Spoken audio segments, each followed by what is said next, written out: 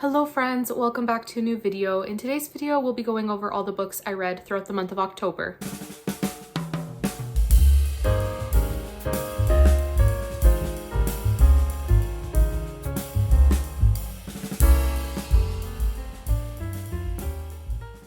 Just like that, another month has passed by. This year has flown and I just can't believe October's over. I'm so sad that Victober is over, but it was definitely a great Victober. I read some amazing books and I'm really excited to talk about them. I did do a mid-month wrap-up, so I'll link that below. And the books I read in the first half I already discussed in that video, so I won't be talking about them in this video. I'll just quickly mention what I did read. I'm also fairly happy with the number of books I read off of my October Pile of Possibilities video. I did post that in September, and I just listed a bunch of books that I was thinking of reading for Victober. I believe there were about 29-30 titles, and out of those I read 12 books, so I did complete 12 out of that list. Very happy with that. I am currently in the middle of 2 books that were also on that list, and then I DNF'd one. So it was a pile of possibilities. It was not a TBR that, I was strictly trying to follow, just because I cannot do that. I cannot stick to TBRs. I'm too much of a mood reader, but I'm very happy with the number that I read off of that list. I'm going to try to be as quick as I can with this video, just because I do have to go to work in about an hour. So we're just gonna see how much I can get filmed. If I have to film more when I get home, we'll do that. But yeah, it's just been insane. It's been insane. November has been crazy so far. We're already a week in. I'm just now having time to sit and film this video. Life, work, healthcare, it is what it is. But coffee makes everything better, in my opinion. But anyways, just quickly mentioning the books I already talked about in my mid-month wrap-up that I read in the first half of October. We have Miss Eliza's English Kitchen, which was not the greatest of books, not the greatest reading experience. Then we also have Emily Wilde's Map of the Other Lands and The Doctor's Wife, which were pretty middle of the road for me. We have The Sinister Mystery of the Mesmerizing Girl by Theodora Goss, and that one was really fun. I also read In the Shadow of a Queen and really enjoyed that one as well. And then A Study in Scarlet, of course, it's Sherlock. I really enjoyed that one as well. So for the books I read in the second half of October, I read, I believe, 6 full-length novels. A couple of them were on the shorter side, but I did read 6 novels and 1 short story. I will talk about them from my lowest rated to my favorite read of the month. So at the very bottom, even though it's at the bottom of the list, I still very much enjoyed it, and that is The Old Nurse's Story by Elizabeth Gaskell. This is a short story by the wonderful Gaskell, one of my favorite authors of all time, and it's actually a ghost story. The story is being told by Hester, who used to be a nanny for this girl named Rosamond, and basically it's her experiences going to live in this big manor house owned by some of Rosamond's relatives, as Rosamond's parents both passed away. And Hester is telling this story to her children, and it's a ghost story. And I don't think you should know really anything else. It is so atmospheric and so beautifully written. It is very wintry as well. I loved all the descriptions of the snowstorms and the manor house. Everything felt so cold and very tangible. That atmosphere was so tangible. I really enjoyed the story. I'm just not the biggest short story person, and I find I struggle to connect to the characters because we don't have enough time with them. So as a short story, I thought it was really great. I really enjoyed it. Elizabeth Gaskell's writing is superb. It's always just so enjoyable. It is a short story. I find short stories a lot more forgettable and they just don't really stick with me, but the atmosphere in this one will definitely stick with me. It's a great winter read. Yeah, that was The Old Nurse's Story. Next, we have Abbeychurch by Charlotte Mary Young, and this is the 3rd book that I've read by this author. I believe this was actually her first book that she's ever written, and I think she was around 20, 21 when she wrote it, so quite impressive. And it's basically about the consecration of a church. We have the Woodburn family at the center of the story, and the girl's father is the rector of Abbeychurch, and so we're just seeing the lead up to the consecration of this new church building and all the excitement that goes along with it. There isn't much of a plot, but the story revolves around Elizabeth, Helen, and Catherine, the 3 Woodburn sisters, and they have a lot of visitors coming to their house for this church consecration, and it's just a bunch of teenage girl things that go on. The story takes place over the course of several days, so a few days leading up to the consecration of the church and then the several days afterwards, as the girls get up to various shenanigans with their visitors, their cousins, and some family friends. The story I found to be a little heavy on the moralizing. We do have some characters that try to instill, I guess, certain ideas and values into the girls as they're in their most formative years as teenagers, and there are some moments where the girls rebel and they have to confess to their parents, and it's just a very, very sweet, domestic, simple story, but I did very much enjoy it. The little moments of melodrama and sisterly banter and arguments and all of that reminded me a little bit of Jane Austen and the Bennet family and the sisters there. The three sisters, Elizabeth, Helen, and Catherine, reminded me a lot of the Bennet girls. Helen especially reminded me of Mary Bennet, just that, I guess, more moralistic and not the most fun-loving of people. And then Catherine is a lot like Kitty and Lydia. She reminded me a lot of them. She's very vain and just, it's all about fun for her. We also have Rupert Merton, who is one of the cousins of these girls, and he brought so much comic relief to the story. He was hilarious. I loved every page where he was present. As much as I loved the characters, I just found myself a little bit bored throughout the second half of the book. After the consecration of the church, nothing much happens. It's just the characters getting up to their day-to-day fun and just the typical things that go on in a family, especially when visitors are there. And again, there's not much of a plot. It's more about the relationships between the characters and their growth. And I do feel a couple of the characters definitely experienced some great character growth. I did enjoy seeing how Elizabeth and Helen's relationship grew and developed, and how they grew closer by the end of the story. I really appreciated that. I do think Charlotte Mary Young is the queen of writing cozy, domestic stories with beautifully portrayed families. I just think she's amazing. But yeah, that is Abbeychurch. I thought it was a very charming and sweet story and really enjoyed it. And I'm very, very excited to read more from Charlotte Mary Young. I did forget to mention, I did read Abbeychurch with a group of lovely people, and we had great discussions about it as well. But the next book is Wormwood Abbey by Christina Bear, and this book I buddy read with my friend Shannon from Old American Spirit. I'll have her channel linked below. I did really enjoy this book. It's not a new all-time favorite story, but I thought it was very fun, and I definitely want to continue the series. It is basically a cozy historical fantasy, and it is also Christian fiction. I believe it's set in 1899, just around the turn of the 20th century, and we have Edith, who, along with her family, her father is a clergyman, they all move to Wormwood Abbey. It's this Gothic house. Reminds me a lot of Northanger Abbey, and I really enjoyed that. And they moved there because her father actually inherited this home, and they have some cousins who still live in this house. And so they're all in this Yorkshire manor, and some very mysterious things happen. We have this creature that looks kind of like a salamander just appear, but he may be more than just an ordinary reptile, and the story kind of goes from there.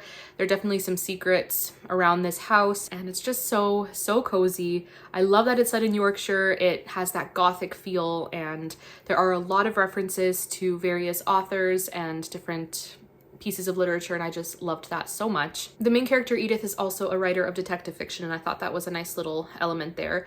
I did really struggle to connect to her though, and I honestly found her to be quite irritating. I did not really like her personality all that much. And it's also told in first person, which I don't like. I don't know why, but I am not a first person reader. I do not like stories told in first person. There are definitely exceptions. Of course, epistolary novels are one of my favorite types of novels, and they're usually in first person if they're letters and that kind of thing. But I don't know, I just don't like first person. And I find, even though in my head I think, okay, first person, we're getting into the character's psyche a little more in depth, and they're telling us exactly what's going on from their perspective, I should feel a closer connection to them, but I just don't connect to characters the same way if it's a first person story than if it's third person omniscient. So that's just how I am as a reader, I guess. But yeah, I didn't really like Edith. I liked one of the cousins, Gwen, a lot more. She was a very interesting character. And we also have Mr. Drake, who is a close neighbor, and Edith describes him as giving off Heathcliff vibes, and he's kind of mysterious and brooding, and so there's that element as well. It was a very, very fun story, and I definitely think it's worth reading, and I would continue the series. I do enjoy a cozy fantasy every now and again, but just because I struggled to connect to Edith and just found her to be a little abrasive at times, I couldn't really fully immerse myself in the story. But that is Wormwood Abbey. I did enjoy it, and I would definitely recommend it. And the next book I wanted to talk about is one that I very much enjoyed, and I definitely prioritized it for Victober, and I'm so glad I read it. That is Jezebel's Daughter by Wilkie Collins.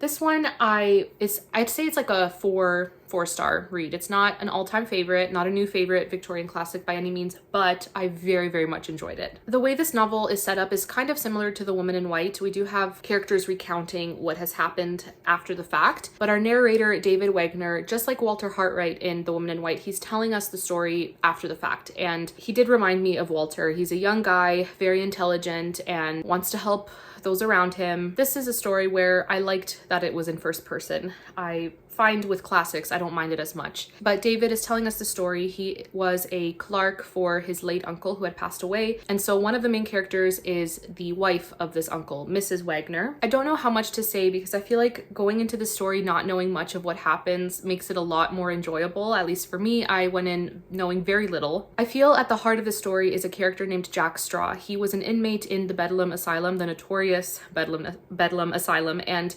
Mrs. Wagner, she is trying to carry on her husband's work. He was kind of like a humanitarian wanting to bring reform to the way that mental health is treated, the way asylums were run in England.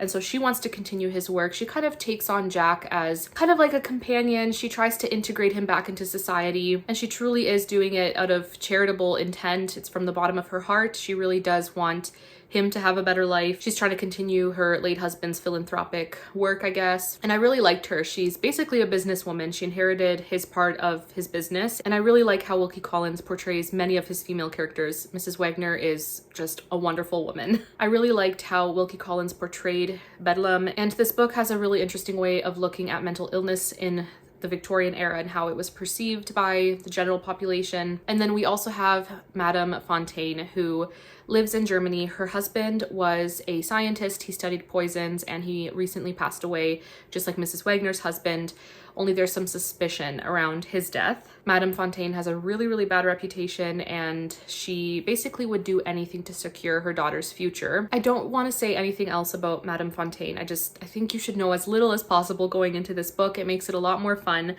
But this book features a lot of very, very fun elements. It features poison, asylums, unexpected illnesses, really interesting friendship dynamics, a really interesting mother-daughter relationship dynamic, scientific experiments, mysterious disappearances, and a touch of melodrama as well. I think Wilkie Collins was also really into mesmerism, and so there's a touch of that in this book as well, just like there was in The Woman in White with Count Fosco. He was definitely into mesmerism.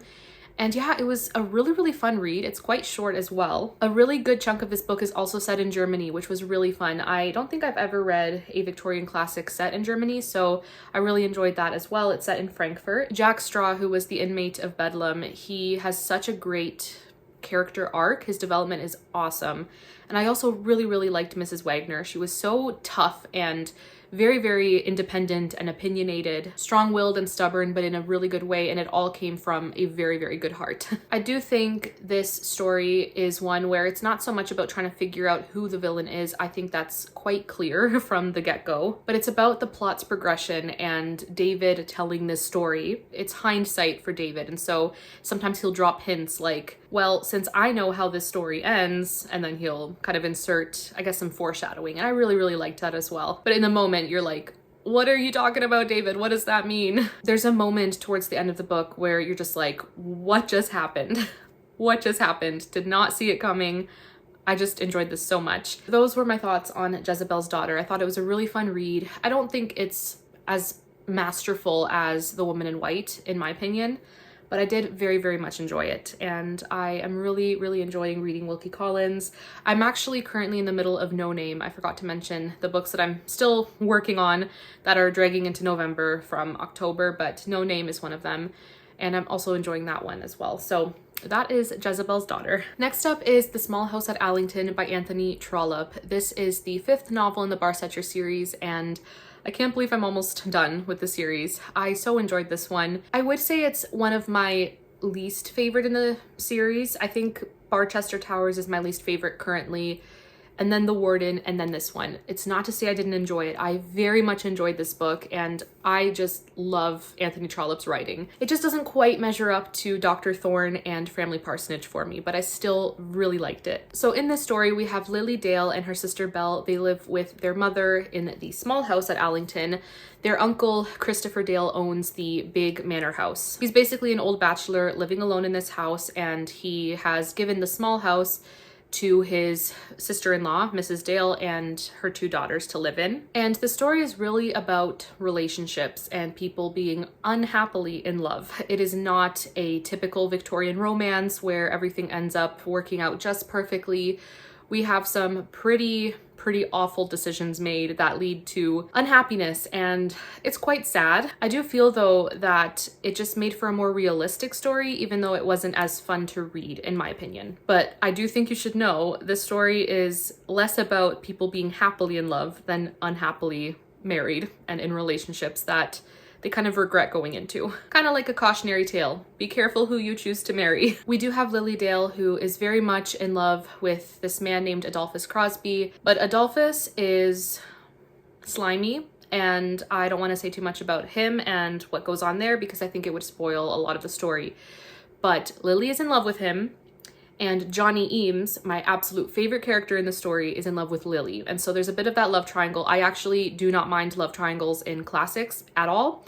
And I feel the way it was done in this book was done very, very well. Lily is such a fun character. She's very rash and sarcastic and just, I don't know, she reminds me a little bit of Jo March. She's very, very opinionated and says it as it is. There's a moment in the story where she basically says, I'd like to be nice if I knew how. And that just sums up her character. She is not a bad person. She has a very good heart, but yeah, she's very, very fun to follow, that's for sure. Her sister Belle is the favorite of their uncle Christopher, and he really wants her to marry his other nephew, Bernard. And Belle does not want to, but he wants to ensure that Bernard marries her so that she can live in the grand house because Bernard is his heir. But there may be someone else in Belle's life that she would prefer to end up with, and it's just a complex story with complicated relationships. I did mention Johnny Eames is my favorite character. He experiences the most growth in this story, in my opinion. He goes from being what Trollope calls him, a hobbledehoy, just this awkward, clumsy young guy, and he changes a lot throughout the story. He ends up befriending an older gentleman who is an earl, Lord de Guest, and there are some hilarious moments between the two of them.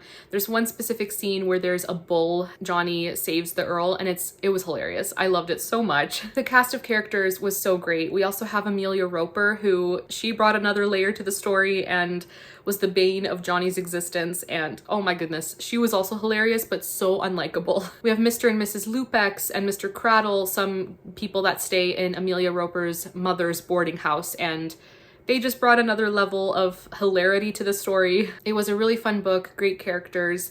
The ending was quite unconventional, and I still don't know how I feel about it. I honestly was a little unhappy with the ending, but it felt maybe more realistic. I do want more of Lily and Johnny. I'm not happy to just leave them on the sidelines with the last book. I really hope they're in the last book, because there's just some unfinished business that we need to attend to. I also loved Christopher as a character and his development. He kind of butts heads with his sister-in-law, Mrs. Dale, and their relationship is not the greatest, but they kind of have their own character development as well, and I really enjoyed that. Johnny, like I said, was my favorite character. I also loved Lord de Guest, his sister Julia. She was hilarious. And it was just an overall really fun story, but with a more serious tone at the same time. Not a favorite in the series, but very enjoyable, and I am so excited to read the last book in this series. I'm hoping to read it by the end of the year. That is The Small House at Allington. I do have 2 more books to talk about, but I have to go to work, so I unfortunately will have to film another time, hopefully when I get home from work. So we'll cut to whenever I do have a chance to film again. All right, so I am back, and I have 2 more books to talk about, both of which were the absolute highlights of October for me. They are both incredible books, and I loved them both so much. This next one here is The Premonition at Wither's Farm by Jamie Jo Wright.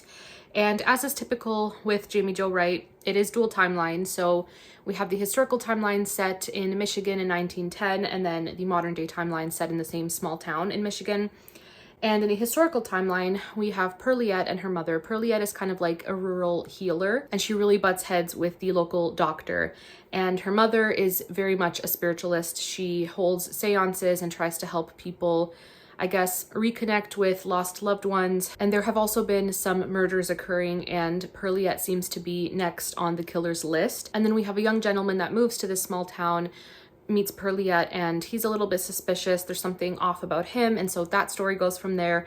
And then in the modern timeline, we have Molly and her husband. They purchase Withers Farm and Molly learns about the murders that had happened back in 1910 and she kind of gets caught up in this mystery. And she's also dealing with depression as she's had multiple miscarriages.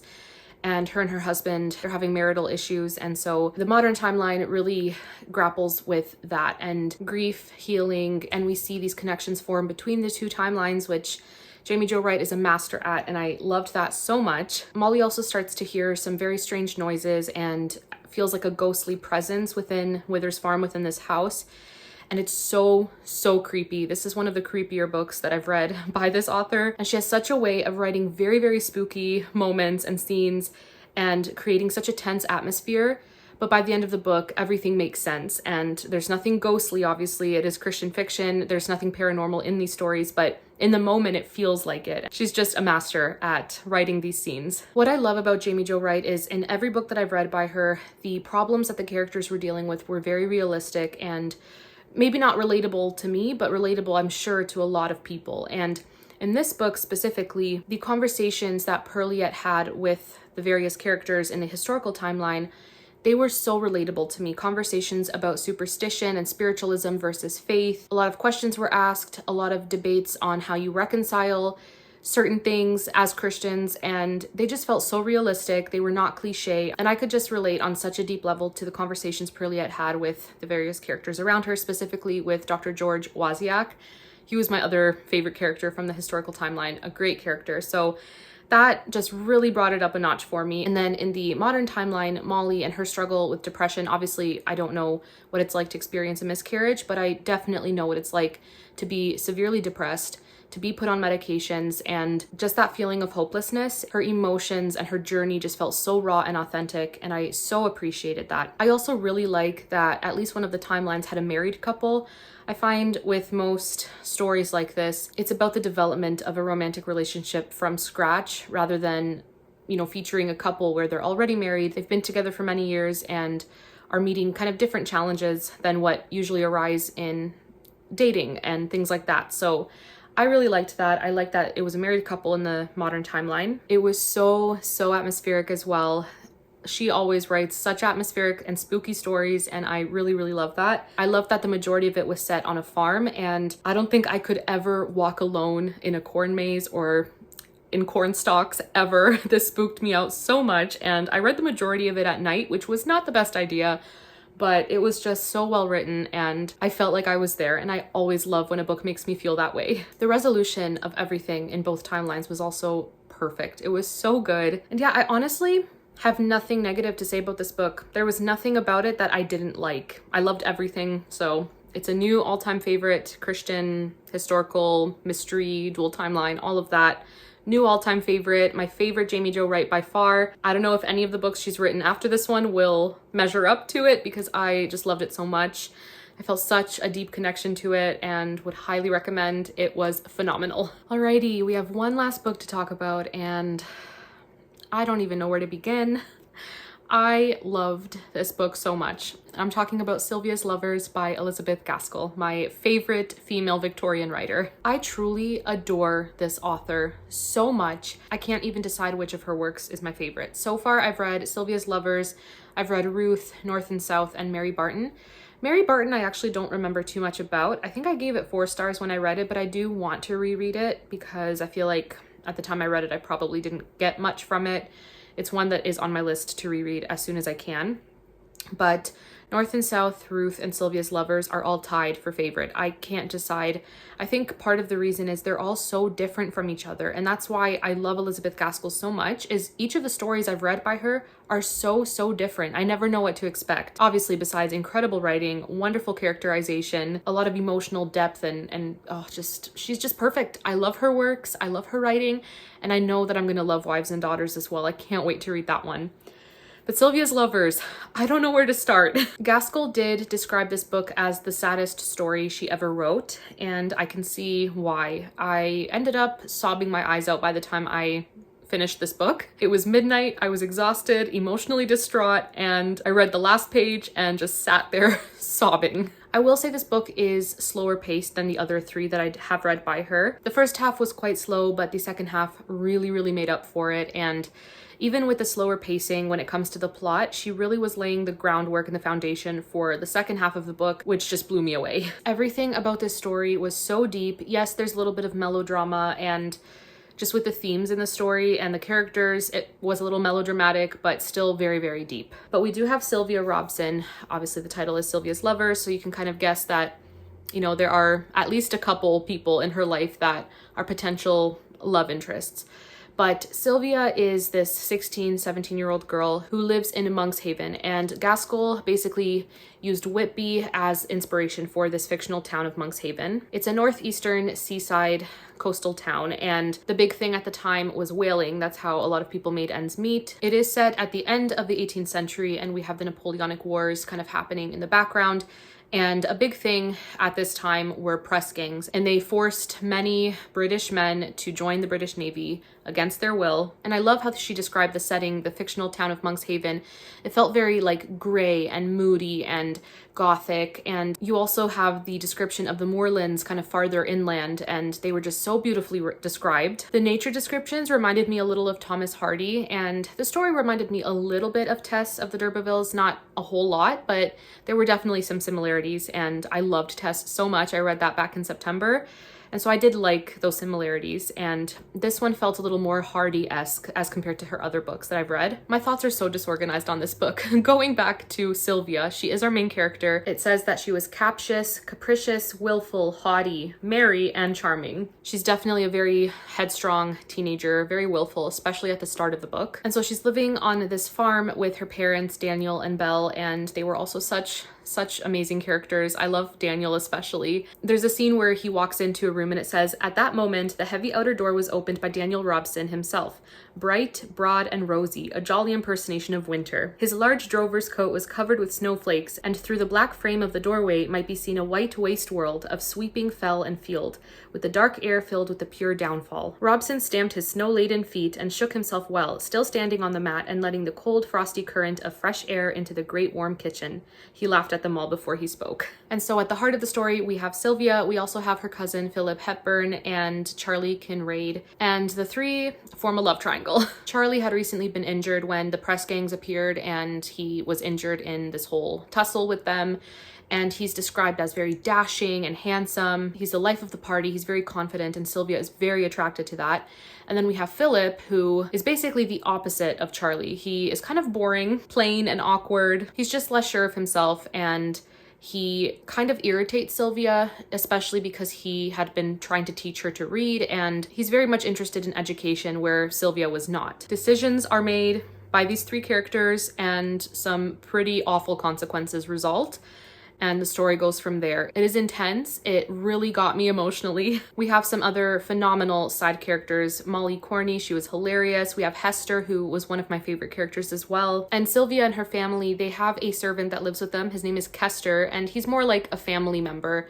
And he was the sweetest man. Such a great character as well. There's a moment in the story where I went from finding Philip to be so irritating, and I just could not connect to him. I did not like him really as a character, but this passage just felt very relatable. And this is what Gaskell says about Philip. "He was like too many of us. He did not place his future life in the hands of God, and only ask for grace to do his will in whatever circumstances might arise. But he yearned in that terrible way after a blessing which, when granted under such circumstances, too often turns out to be equivalent to a curse. And that spirit brings with it the material and earthly idea that all events that favor our wishes are answers to our prayer. And so they are in one sense, but they need prayer in a deeper and higher spirit to keep us from the temptation to evil which such events invariably bring with them." The passage makes a lot more sense when you have the context of what's going on in Philip's life and with Sylvia and everything, but I just felt like Philip is a reflection of so many of us. It just felt very relatable. And after that, Philip really started to grow on me, and by the end of the story, he had my heart in full. The character development in this book is absolute perfection. It's just incredible. Gaskell did not disappoint in that regard. I was a little nervous when I started this book and realized there was a lot of dialect, a lot of local, Yorkshire dialect from the late 1700s. But after a while, you really do start to pick on what words mean what, and What I did was listen to the audiobook on YouTube. It's the LibriVox audiobook. Not every single narrator was the greatest, but for the most part, listening to it while physically reading was the best. And I was able to better understand the dialect. And it's not like every single page had really, really difficult dialect, but for the most part, it really did require a lot of focus. But it didn't detract from my enjoyment of the story at all. I don't know what else to say other than this book was incredible. I loved it so much. Gaskell just transported me to the 18th century in this fictional town. I felt like I was there on the coast. There were some passages detailing what whaling was like and how dangerous that was. And I felt like I was on a ship just watching everything unfold. It was just so tangible and beautifully described. I just loved every little detail, all the descriptions of what life was like in this fictional town.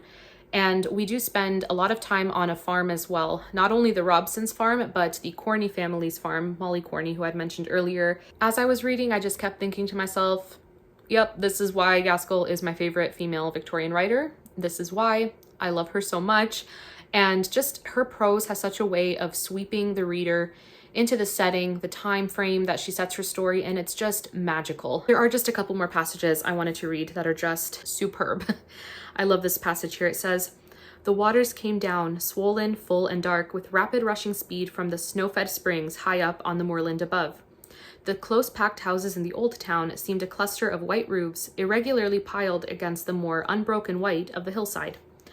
Lights twinkled here and there in the town, and were slung from stern and bow of the ships in the harbor. The air was very still, settling in for a frost, so still that all distant sounds seemed near. The rumble of a returning cart in the high street, the voices on board ship, the closing of shutters and barring of doors in the new town to which they were bound. But the sharp air was filled, as it were, with saline particles in a freezing state, little pungent crystals of sea salt burning lips and cheeks with their cold keenness. It would not do to linger here in the very center of the valley, up which passed the current of atmosphere coming straight with the rushing tide from the icy northern seas." The way she describes the cold air right on the coast, I felt cold reading it. Oh, I love that so much. This book is set over several years, and of course, it's not just set over the cold, cold months. We also have some beautiful spring and summer days as well. And this passage says, "It was the afternoon of an April day in that same year, and the sky was blue above, with little sailing white clouds catching the pleasant sunlight. The earth in that northern country had scarcely yet put on her robe of green. The few trees grew near brooks running down from the moors and the higher ground. The air was full of pleasant sounds prophesying of the coming summer, the rush and murmur and tinkle of the hidden watercourses, the song of the lark poised high up in the sunny air, the bleat of the lambs calling to their mothers. Everything inanimate was full of hope and gladness." How beautiful. Oh my goodness. I just adored this book, and I did mention earlier that the ending made me sob. Gaskell did say it is the saddest story she's ever written, so it's not one where you should expect the ending to be, a happily ever after, but it was still a satisfying ending in my opinion, and it was just such a beautiful, beautiful story. I loved it so much, and I just can't gush about it enough. And so those are the books I finished in the second half of October. I didn't manage to finish every Victober read. I did have to bring some over into November, so I'm still working on No Name by Wilkie Collins and How to Be a Victorian by Ruth Goodman, and I am hoping to finish those very, very soon. But that is it for this video. Those are the books I read in October. If you have read any of those books, I would love to know your thoughts in the comments below. But thank you all so, so much for watching this video, and I'll see you in my next one. Bye!